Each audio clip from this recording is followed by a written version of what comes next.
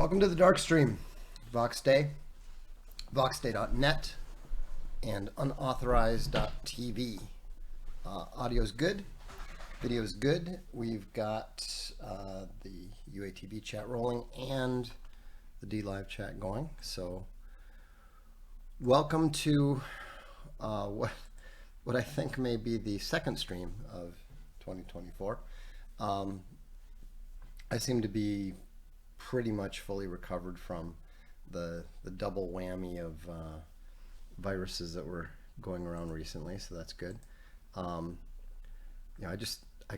couldn't talk, and so and without coughing all that, so I thought, you know what, let's just get healthy, let's get better, and then we'll get back to the streaming. So a couple of things worth talking about. We've announced the new Castalia history book. We will announce the new Castalia library book probably on Monday. I did put up a brief poll to gauge what level of interest there might be in the book Anne of Green Gables. I think we will do that soon, but not yet. There's some projects.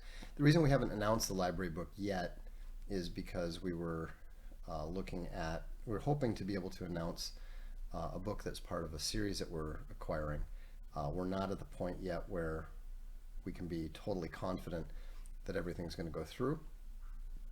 So rather than announce something and then have to cancel it, we're just going to wait. So without excuse me. Okay, I mean, maybe not 100% recovered. But without any further ado, let's go in and hit the topic at hand, which is the reading list for 2023. These are the books that I read throughout 2023, which I read in their entirety. If I don't read the whole, if I don't read the whole book, I do not include it. Anthony sends the M. Bolster 2024 Remembrance Tribute Super Chat. Thank you, Anthony. M. Bolster was, back when I was on YouTube, he was the most reliable super chatter. He liked to begin every stream with a super chat, which frankly is it's a really encouraging thing to do, especially when you're first doing that. Yeah, it doesn't help. Ironic Keyboard says his audio and video are slightly out of sync. That may be, but there's nothing we're going to do about it now. So let's not worry about that. Anyhow, so the first book was Caravan of the Damned by Chuck Dixon. Had to read it because we were publishing it. Also later down on the list was The Pit of the Blind God, which none of you have read yet because it hasn't been published yet, and it's not going to be published by us. It will be published, but not by us. I can't say more about it right now other than there are some esoteric aspects to US copyright law that mean that something which is in the public domain in most countries might not necessarily be in the public domain in the United States. There's no problem. Everything's been worked out. All I'm going to say is that if you have any interest in a copy of a Castalia paperback of Chuck Dixon's Conan, you had better order it very, very, very soon.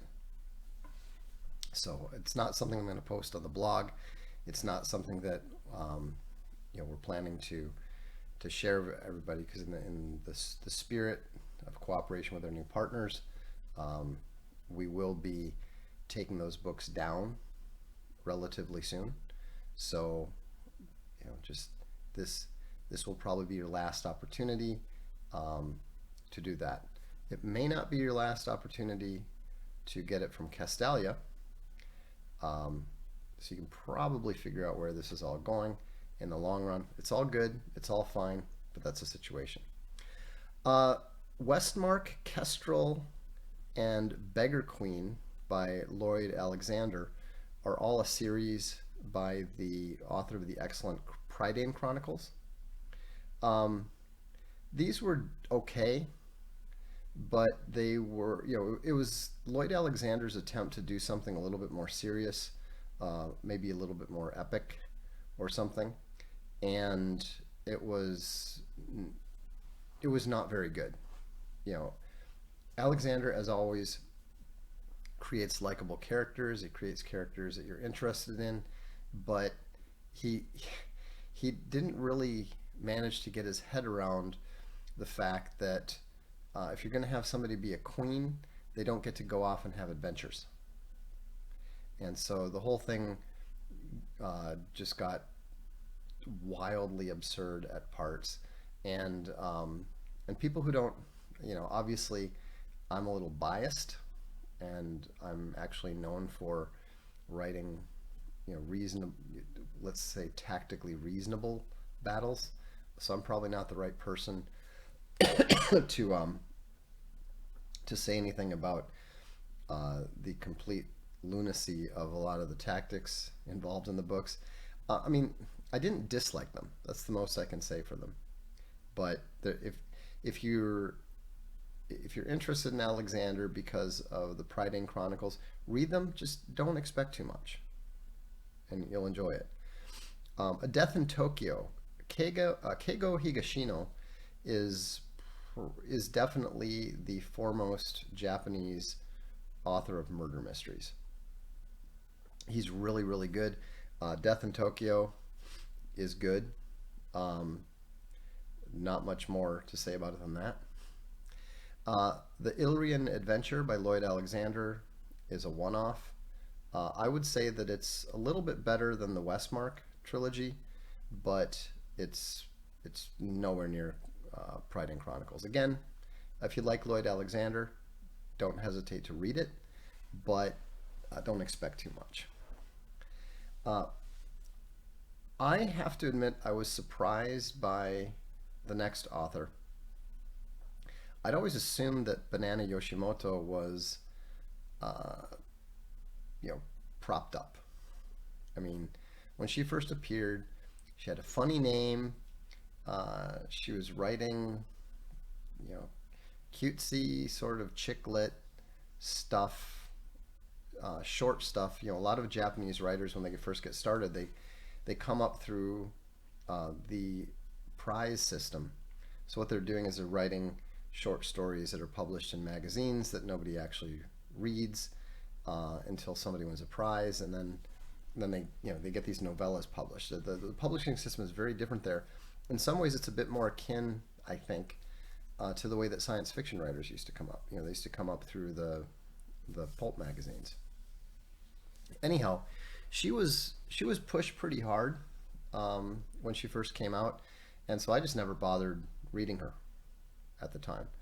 Um, but when I went on my Japanese uh, reading kick last year, her name kept coming up on the lists, and some of them, lists recommended by people whose opinion I actually took, reasonably seriously. So I read like one or two of her books last year. I mean, in 2022. Uh, this year I read The Lake, Asleep, Lizard, and Hard Boiled Hard Luck, all by Banana Yoshimoto. They're all quite good. They're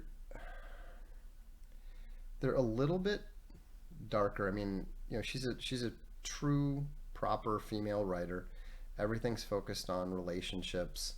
Um, it wouldn't surprise me to find out that she's still single. Um, but she doesn't just write well, even in translation. I do not read in Japanese, just to be clear. I read I read hiragana fluently, um, but I don't read enough kanji to seriously try to read a book in Japanese. And so, um, Razor Fist is definitely ahead of me on that score. I don't know if you know it, but Razor Fist actually reads and speaks Japanese. Um, so, but she's good. It's you know it, it's it's relationships, but there's often a bit of a sense of loss, a bit of a sense of tragedy, which a lot of Japanese writers do have, but there's also an underlying sense of optimism as well. Um, I find I like her stuff. Um, she wouldn't be necessarily on my short list of Japanese authors that I would recommend right away, but she'd be on the longer list. Novelist as a vocation, first person singular, and T, all by Haruki Murakami. Um, this now establishes that I will happily read anything that Haruki Murakami writes, um, including what which was should have been obvious from the time that I read and wrote about what I think about or what I talk about when I talk about running. It's just basically one long, uh, you know, just random, not entirely random, but it's just basically a long stream of consciousness about running. And of course, it's Murakami, so it's interesting. Um, Anyhow, Novelist as a Vocation, I think, is a useful book for any writer to read. First Person Singular is I believe it's more of a novella. And T, which is kind of funny, is just a collection of pictures of his T-shirts with a little short paragraph or two essay about why he likes that T-shirt, which, to be honest, I think is kind of brilliant. I mean, we all have T-shirts, we all have shirts that are meaningful to us. Um, I think it would be fascinating. I think it's something that'd be fascinating to read from a lot of people. Um, Unfortunately, um, if you're a man who has had a number of girlfriends, um, or or or a number of female relatives, you can't really write a book like that because all your T-shirts disappear. So, um, anyhow, uh, I will never write a book like that. Um, Mostly because, except for the crypto fashion stuff, it would all be plain black T-shirts um, that would not have any interesting story attached. So, but Murakami did it, and it worked for him. Uh, I read a fair amount of Junichiro Tanizaki. Um, there's a couple of them on the list. I didn't put them in order by author. This is in the order that I read them. Black and White was an unfinished book. It's kind of funny. The the very end of it, I have to read you the apology at the end of it. It's not a bad book, but like most Japanese books, you can't. It's actually in black and white is the correct title. I didn't write it down correctly, but this amused me. Author's apology on the conclusion from the author. In black and white has gone on quite a bit longer than the initial projection of 3 months, so I've decided to end it here. I earnestly beg the reader's indulgence. Now that is a great way to end a book. You know what? I feel like I've written enough. It's done. Hey, it worked for Monty Python and the Holy Grail. They just ran out of money, so they stopped. Um, Anyhow, Tanizaki is a writer from some time ago, well before World War II, if I recall correctly, and he's he's really considered one of the more influential writers, and you can see why he's so highly regarded when you read his stuff. In Black and White is not one of his better books, obviously, but um, but it's not bad. I actually said I think that one of the best books I read this year was one of his. Let me see if I can find it here in the list. It's like something about, let's see, Some Prefer Nettles. That's the other books I read by him were collections of short stories: Red Roofs and Other Stories, Longing and Other Stories, A Cat, a Man, and Two Women. Some prefer Nettles was the most interesting. Um, it's such an interesting glimpse into an an alien culture. Um, that's one of the reasons why I like Japanese literature is that it's just fundamentally the attitudes are just fundamentally different. You can't even imagine any Western character doing, saying, and thinking some of the things that these Japanese literary characters do. Uh, then I reread Colorless Sukuru Tazaki and His Years of Pilgrimage, which is also Haruki Murakami. Better than I remembered it the first time. I was really kind of disappointed with it when I read it the first time because I read it after it came out when it was new, and I just read 1Q84, and it just wasn't that epic. It was much more the sort of personal Norwegian wood type thing. But when I reread it this time, it really struck me as a much better book.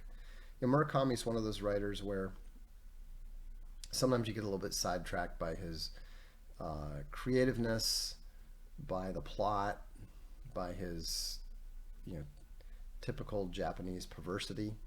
Um, but often when you go back to Murakami is one of the few writers that I think you can go back to his books two or three times and feel like you profited from rereading it.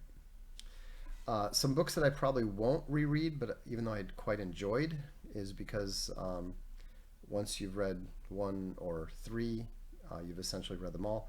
Uh, Andrea Camilleri, he has his series about Inspector Montalbano, which is a very popular Italian TV series, which just concluded. Um, the Shape of Water, The Terracotta Dog, The Snack Thief, Voice of the Violin, Excursion to Tindery, The Scent of the Night, Rounding the Mark, The Patience of the Spider, The Paper Moon, The Wings of the Sphinx, August Heat, The Track of Sand, The Potter's Field, The Age of Doubt, The Dance of the Seagull, Treasure Hunt, Montalbano's First Case, Angelica's Smile, Game of Mirrors, A Beam of Light, A Voice in the Night, A Nest of Vipers, The Pyramid of Mud, Death at Sea, The Overnight Kidnapper, The Other End of the Line, The Safety Net, The Sicilian Method, The Cook of the Halcyon, and there's like one more that it hadn't been translated into English yet. I started reading it in Italian and discovered the difference between uh, somebody who is writing in Sicilian Italian and proper Florentine Italian. Uh, that was just one step further than I could really handle. Um, you just get tired of looking up, you know, 10 words every page. So I decided, you know what, forget this. I'm waiting until it comes out in English. Anyhow, he writes the Inspector Montalbano stories. They're good. They're all set in Sicily, written by a Sicilian. It's a fictional town, but it feels like a real place. He does an excellent job of creating a sense of place. Um, Montalbano is, for all his uh, moderate success with women who are always, of course, particularly beautiful women, um, he's a bit of a gamma, which I find annoying.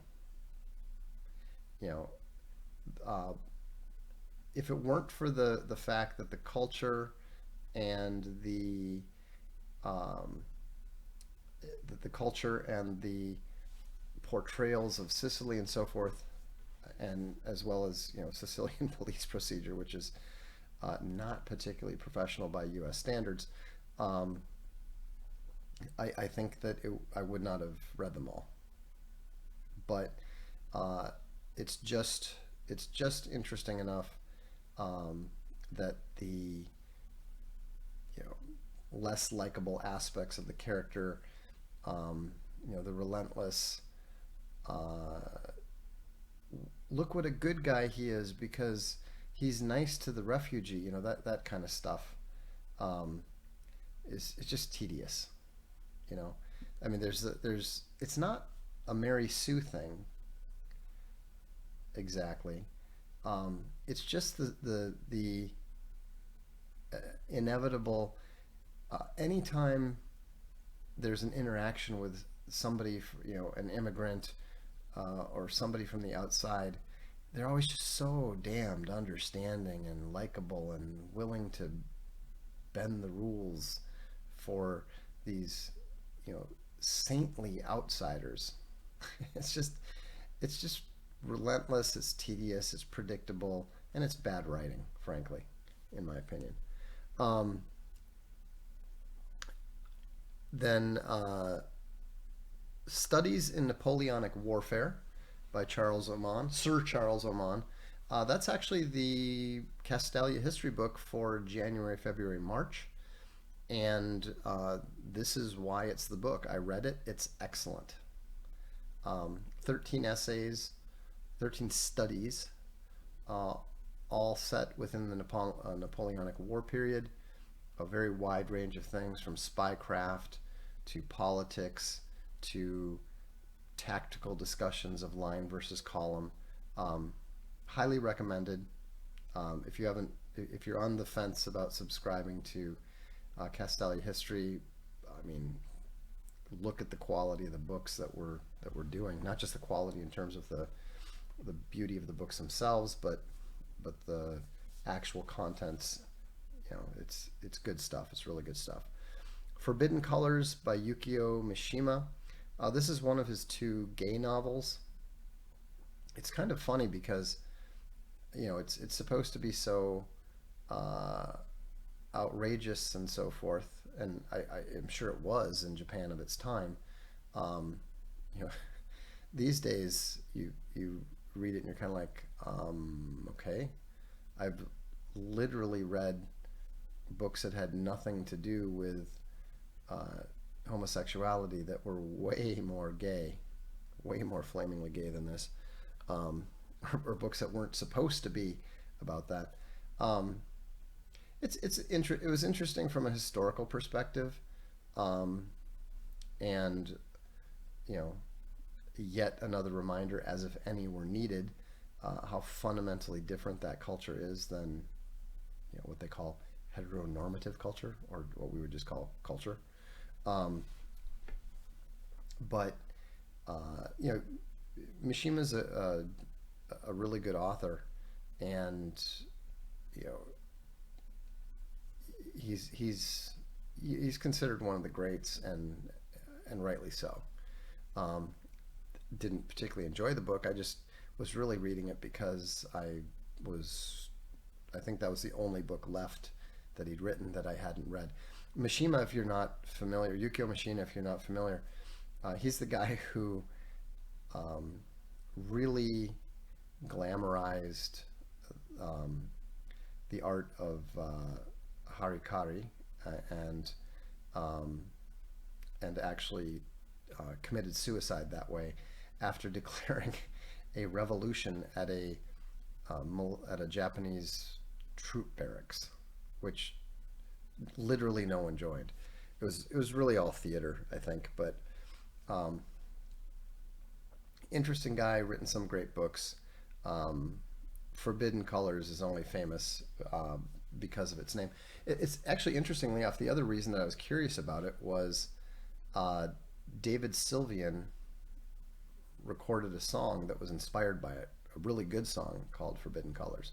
So if you ever listen to Secrets of the Beehive, um, that's on there. It was also used in a movie.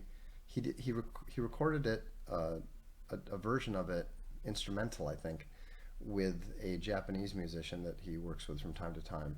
I believe it was on the Merry Christmas, Mr. Lawrence soundtrack, which featured David Bowie.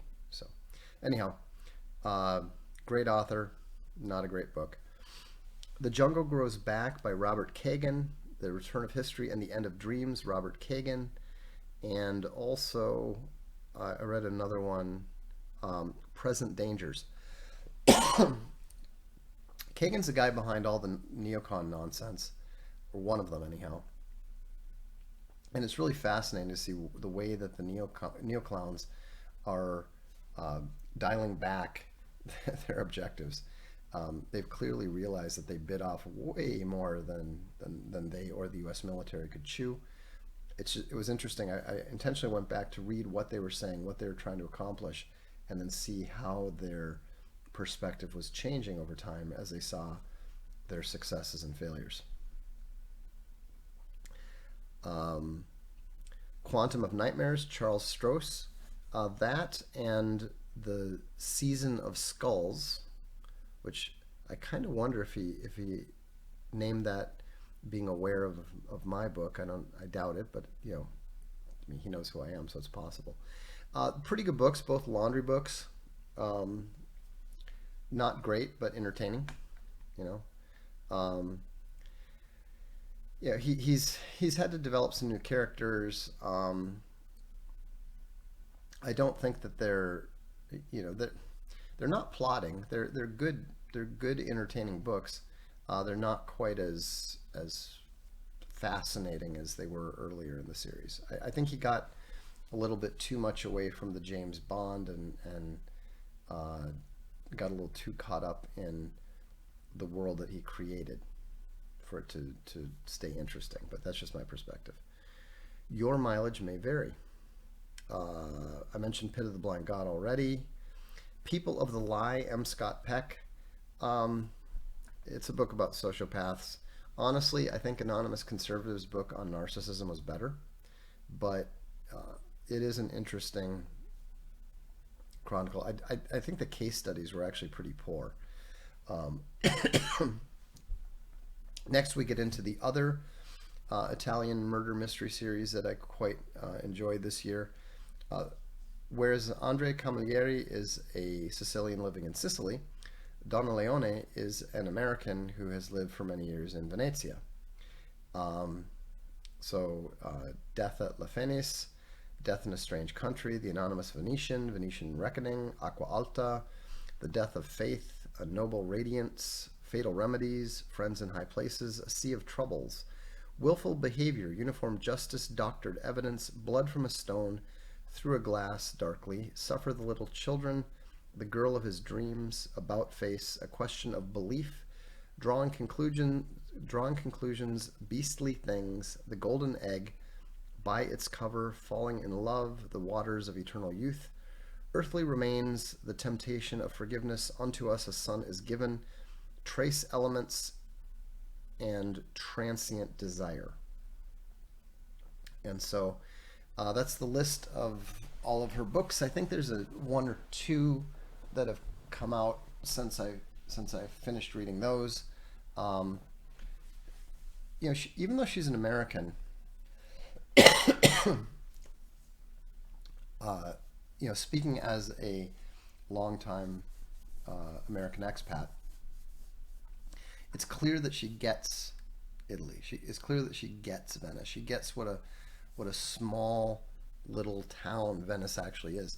It's actually kind of striking how she must live there, because you can just see the way that the things change over the time. I mean, that many books, they're written over the course of 20 some years, and the changes that have happened, um, especially with, like, one of the constant complaints is the tourists, right? But one of the things that has really affects the characters and the city is the way that the giant boats come in there now, and the way these tourists just come down, descend upon the town, don't buy anything. All they buy is just useless, cheap tchotchkes and stuff that they can get near the harbor. Um, and the way that this has affected the locals, because it's just driven all of the stores excuse me, off to the mainland. And so obviously the Kurgan could say considerably more about this. He knows a lot more about it than I do. But the sense of place and the way that the place is changing over time, uh, Leone does a much more effective job with that, with her, Commissario Brunetti or Inspector Brunetti novels. Also, Brunetti, he's a married man. it has that same sort of uh, liberal good guy nonsense involved. I mean, if uh, if there's a African migrant who's working at a bar, he's going to treat him better than anybody else does because he's a good guy. That kind of it's the same thing, and it's funny how authors don't realize that they're all doing exactly the same fucking thing as everybody else. But you know, um, but it's in general that the characters I think are a little bit stronger, a little bit more realistic. Um, you know, Brunetti's relationship with his wife is very charming. His relationship with his kids is very realistic. It's even fun to watch how his relationship with his in-laws, his mother-in-law and his father-in-law, gradually improve over time as it's funny because he's married to a woman who is from the old Venetian nobility, and they're very rich. Everybody knows who they are. He's very working class, and he's a little bit prejudiced against them. So it's interesting to see how that changes over time. Uh, I think we're gonna have to end it now because I can't talk anymore. But we'll finish this up later. Have a good evening. I'm Vox Day, and this is the Darkstream.